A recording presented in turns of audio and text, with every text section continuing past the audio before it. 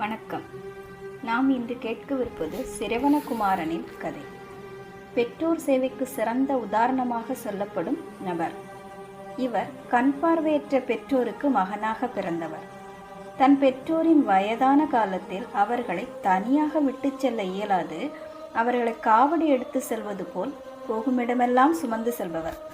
ஒருமுறை காட்டின் வழியே சென்று கொண்டிருந்த பொழுது இருவரும் தாகம் எடுப்பதாக கூறவே அவர்களை சுமந்து வந்த கூடையை மரம் ஒன்றின் நிழலில் வைத்துவிட்டு நீர் எடுத்து வருவதாக கூறி சென்றார்.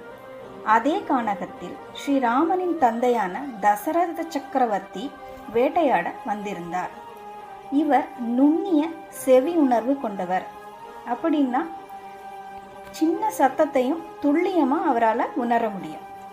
அதனால அச்சமயம் சிரவணன் பெட்டகத்தில் நீர் எடுத்து கொண்டிருக்கும் ஒளியை கேட்டு மான்தான் நீர் அருந்த வந்துவிட்டதோ என்று எண்ணி அத்திசையை நோக்கி அம்பை எய்தினார். வீழ்த்திய மானை பார்க்க அத்திசை நோக்கி வந்த மன்னன் அங்கு தான் எய்த அம்பினால் குற்றுயிராய் கிடந்த சிறுவனை பார்த்து அதிர்ந்தார். அவனிடமே அப்பாவச் செயலுக்கு பிராயச்சித்தமும் கேட்டார்.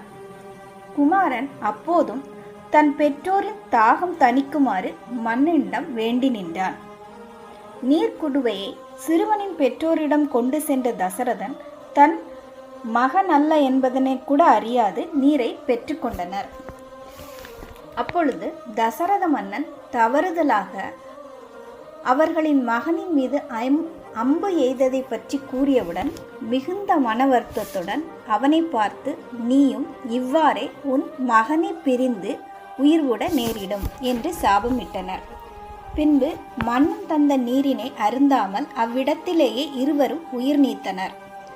இச்சம்பவமே பிற்காலத்தில் தசரத மன்னன் தன் மகனை,